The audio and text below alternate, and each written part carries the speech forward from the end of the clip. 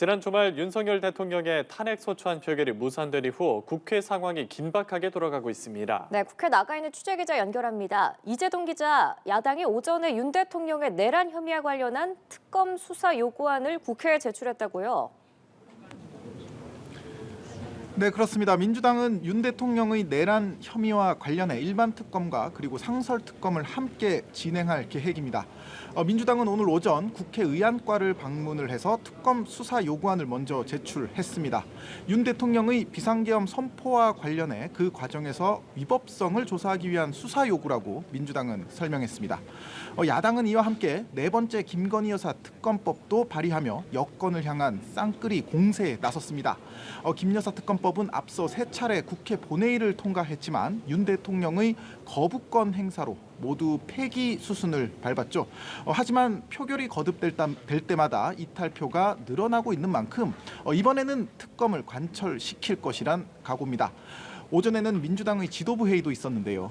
이재명 대표는 이 자리에서 정치적 불확실성이 국가 신용 등급에 미치는 폐해가 너무 크다고 우려했습니다. 그러면서 윤 대통령이 즉각 사퇴하지 않고 버티면 환율과 증권시장 등에 돌이킬 수 없는 지장을 초래할 것이라고 말했습니다. 이어 윤 대통령은 대한민국의 미래와 국민의 삶을 망치지 말고 즉각 사퇴하기 바란다고 거듭 촉구했습니다.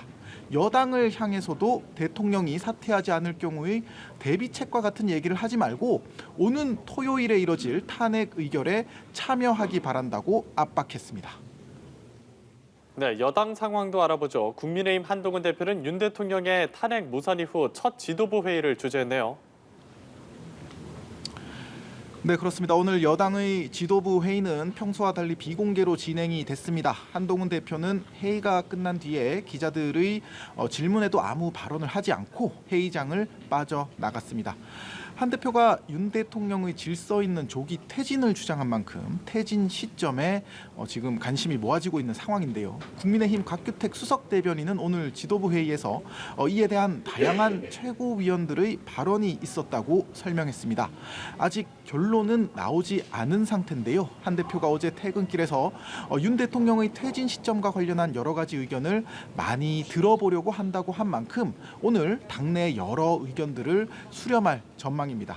당장 오전에는 4선 이상 중진 의원들이 모여 윤석열 대통령 조기 퇴진을 위한 구체적인 로드맵 같은 전국 수습 방안을 논의를 했고요.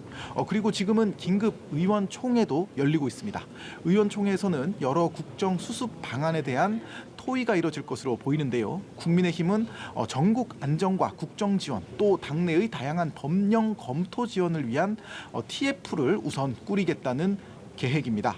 이런 가운데 내년도 예산안 심사와 관련해 우원식 국회의장이 여야 합의안을 마련해오라고 한 시간이 하루 앞으로 다가왔습니다. 윤 대통령이 비상계엄을 선포하면서 현재 여야 협상이 완전히 멈춰선 상황인데요. 민주당은 내일 윤 대통령 탄핵 없이 예산안 협의는 없다며 총 4조 1천억 원을 삭감한 기존 감액안에서 7천억 원을 추가로 깎은 수정 감액안을 상정 처리하겠다는 방침입니다. 이와 관련해 최상목 부총리 겸 기획부 장관이 조금 전 우 의장을 찾아서 예산안의 국회 심사 정상화를 거듭 요청하고 있습니다. 지금까지 국회에서 전해드렸습니다.